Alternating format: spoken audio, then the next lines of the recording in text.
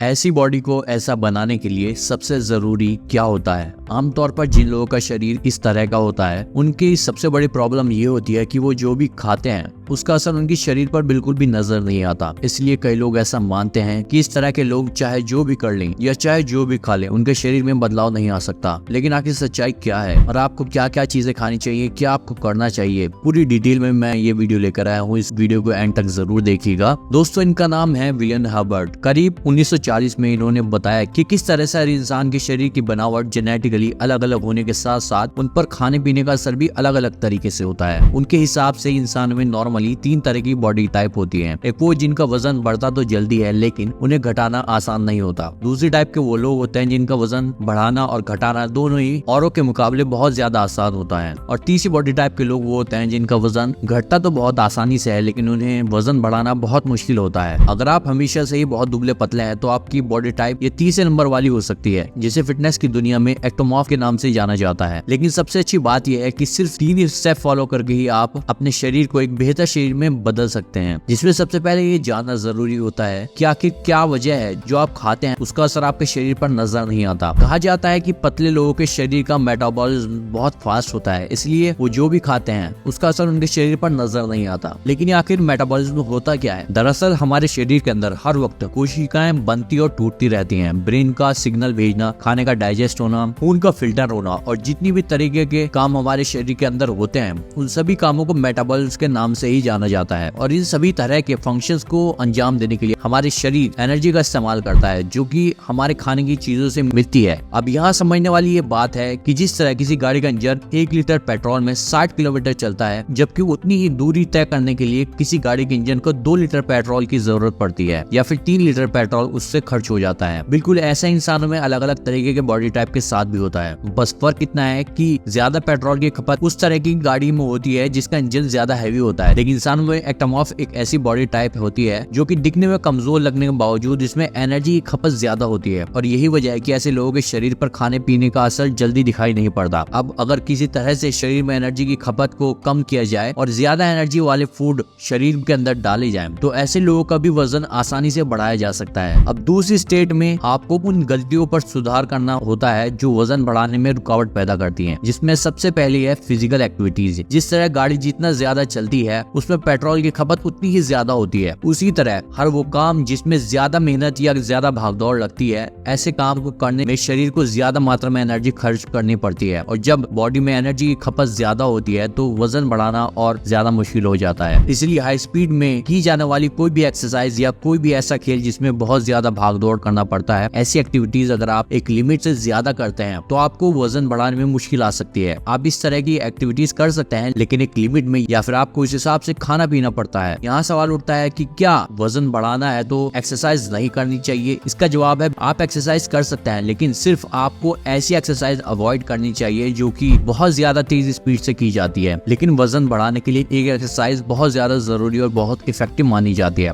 जिसे muscle training exercise के नाम से जाना जाता है। इस तरह की एक्सरसाइज को जिम जाकर भी कर सकते हैं और अपने घर पर भी आप आसानी से कर सकते हैं। बस ख्याल इस बात का रखना है कि ऐसी एक्सरसाइजेस को बहुत ही स्लो और बहुत ही अच्छी फॉर्म के साथ किया जाता है और इसमें मसल्स पर जोर डालना मेन मकसद होता है, जिससे शरीर में नए मसल्स टिश्यूज बनने लगते हैं और बॉडी पहले से ज्यादा मस्कुलर नजर आने लगती है। कई बार लोग एक बहुत ही नॉर्मल सी गलती करते हैं जिसकी वजह से वजन का बढ़ना बहुत ज्यादा मुश्किल हो जाता है, और वो है किसी भी वक्त खाने को स्किप कर देना। आमतौर पर ऐसे लोग जो रात को लेट सोते हैं सुबह फिर लेट से उठते हैं, जिसकी वजह से ना चाहते हुए भी सुबह का नाश्ता मिस हो जाता है। और ऐसे में होता यह है कि जितनी एनर्जी हमारे शरीर को चाहिए होती है वो कभी भी नहीं मिल पाती और हमारी ये आदत वजन को बढ़ाने में एक बहुत ही बड़ी रुकावट पैदा करती है। इसलिए अगर आपको जल्दी वजन बढ़ाना है तो हर वक्त के खाने को उसके सही टाइम पर आपको जरूर खाना चाहिए। आपको जानकर हैरानी होगी कि कई बार पानी पीने में की जाने वाली गलतियां भी वजन बढ़ाने में रुकावट बन जाती हैं, और ऐसा तब होता है जब खाना खाने से पहले या खाना खाने के साथ साथ ज्यादा मात्रा में पानी पिया जाए, क्योंकि ऐसा करने से इसीलिए आप उतना खाना नहीं खा पाते जितना आपको वजन बढ़ाने के लिए खाना चाहिए। इसीलिए चाहे खाना खाने से पहले हो या खाना खाने के साथ साथ अगर आपको पानी पीने की जरूरत पड़ती है तो आपको पानी की मात्रा बहुत ही कम रखनी चाहिए। एक बार गलतियों में सुधार करने के बाद बारी आती है तीसरे स्टेप की, जहाँ आपको कुछ यूनिक और स्पेशल टेक्निक का इस्तेमाल करना होता है जिससे आपको ज्यादा बेहतर और जल्दी रिजल्ट देखने को मिलते हैं। उसमें सबसे पहला है ईटिंग फ्रीक्वेंसी। आपका वजन बढ़ेगा या घटेगा इस बात में ईटिंग फ्रीक्वेंसी बहुत ही ज्यादा अहम रोल प्ले करती है। ईटिंग फ्रीक्वेंसी का मतलब होता है कि आप 2 बार खाने के बीच में कितनी देर का गैप रखते हैं। जैसे इस तरह से कह सकते हैं कि आप दिन भर में कितनी बार खाना खाते हैं। नॉर्मली आप जब भी खाते हैं तो आपकी ब्लड में ग्लूकोज की मात्रा बढ़ जाती है, जिसे रेगुलेट करने के लिए आपका बॉडी एक हार्मोन रिलीज करती है जिसे इंसुलिन के नाम से जाना जाता है। और फिर इसी हार्मोन की मदद से जो एनर्जी खाने से आपको मिलती है वो आपके शरीर की एक एक कोशिकाओं तक पहुंचती है। अब यहाँ समझने वाली बात यह है कि नॉर्मल के मुकाबले दुबले पतले लोगों की इंसुलिन सेंसिटिविटी ज्यादा होती है, जिसका मतलब है कि ऐसे लोगों का शरीर खाने से मिलने वाली एनर्जी को दूसरे लोगों के मुकाबले बहुत ज्यादा जल्दी इस्तेमाल कर लेता है और फिर उसे जल्दी एनर्जी की जरूरत होने लगती है। ऐसे में जब 2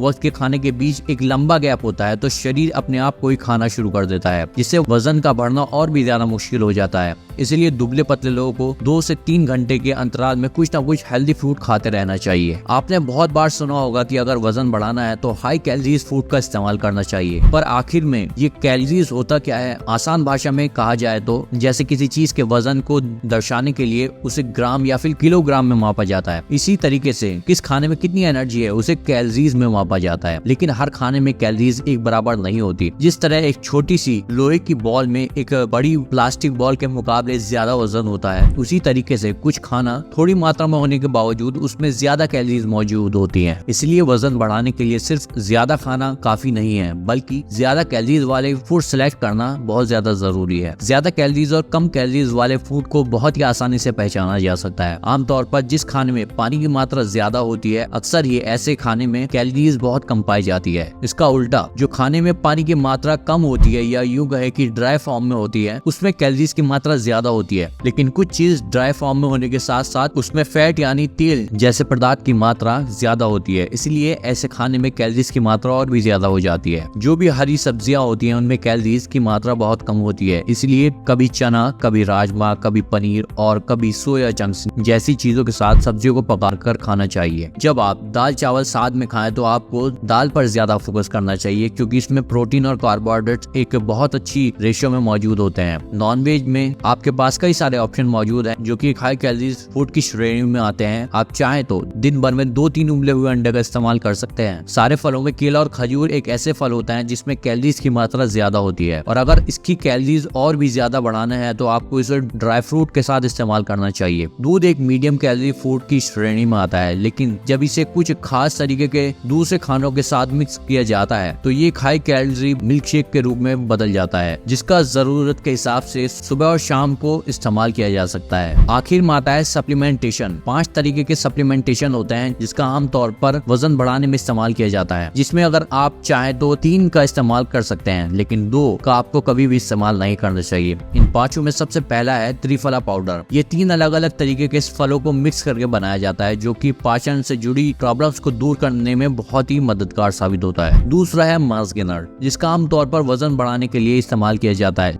मैं 50 बार मैंने अपने ऐसे वीडियोस बनाए हैं जिसमें मैंने बहुत बार कहा है कि do not take mass gainers. किसी भी इंडियन को ये सड़ा हुआ मास गेनर खाने की जरूरत नहीं है। It's 100% money waste bullshit supplement. लेकिन इसकी सबसे बड़ी प्रॉब्लम ये है कि इसमें सिंपल कार्बोहाइड्रेट्स की मात्रा बहुत ज्यादा होने की वजह से कई बार बहुत ही अलग अलग तरीके के साइड इफेक्ट देखने को मिलते हैं। और दूसरी बात ये कि जब भी आप इसको छोड़ते हैं तो एक बहुत ही बड़ी मात्रा में कैलोरीज आपके खाने से बाहर निकल जाती है, जिसे अचानक से खाने के जरिए मेंटेन करना बहुत मुश्किल हो जाता है, जिससे वजन तेजी से वापस नीचे गिरने लगता है। इसलिए मास गेनर का इस्तेमाल सोच समझ कर करना चाहिए, हो सके तो ना ही करें। इससे बेहतर ये हो सकता है कि इसके बजाय प्रोटीन पाउडर का इस्तेमाल करना एक ज्यादा बेहतर ऑप्शन हो सकता है, लेकिन प्रोटीन पाउडर बहुत ही अच्छी क्वालिटी का हो, इस बात का आपको बहुत खास ख्याल रखना होता है। चौथा है मेडिसिन। आमतौर पर जो लोग बहुत ज्यादा दुबले पतले होते हैं वो अक्सर ही ज्यादातर चीजों को ट्राई करके बिल्कुल मायूस हो चुके होते हैं और इसी बात का फायदा उठाते हुए मार्केट में बहुत सी ऐसी दवाइयाँ बेची जाती हैं जिसमें बहुत जल्दी वजन बढ़ाने का दावा किया जाता है, लेकिन वजन बढ़ाने के लिए दवाइयों की नहीं बल्कि सही खाना पीने की जरूरत होती है और कई बार इन दवाई से बहुत खतरनाक साइड इफेक्ट भी देखने को मिलते हैं, इसलिए आपको इन जाल में बिल्कुल भी नहीं फंसना चाहिए। 5वां सप्लीमेंट है अश्वगंधा पाउडर। इसे एक प्राकृतिक जड़ी बूटी की श्रेणी में रखा जाता है जो कि खासकर मर्दों के लिए बहुत ही फायदेमंद होता है। अगर आप चाहें तो आधा चम्मच अश्वगंधा पाउडर रात को सोने से पहले हल्के गर्म दूध के साथ इसका इस्तेमाल कर सकते हैं। तो ये 5 सप्लीमेंटेशन थे जो कि वेट गेन करने में आपको हेल्प करते हैं, जिसमें से आपको मैंने बताया कि 2 को आपको इस्तेमाल नहीं करना चाहिए, बाकी 3 को आप इस्तेमाल कर सकते हैं। खास ख्याल रखें कि ज्यादातर काम जो है खाने की चीजों के जरिए ही हो जाता है, इसलिए यहाँ ये जो सप्लीमेंट मैंने आपको बताया है वो भी ऑप्शनल है। ऐसा जरूरी नहीं है कि आपको यही लेने हैं। आप अगर आप चाहें तो इनके इस्तेमाल कर सकते हैं और नहीं चाहते हैं तो वो भी ना करें। सिर्फ आप हाई कैलोरीज वाले फूड पर ज्यादा फोकस करें, उनसे ही आपका वेट जरूर बढ़ेगा। सो आज की वीडियो में बस इतना ही। Thank you for watching.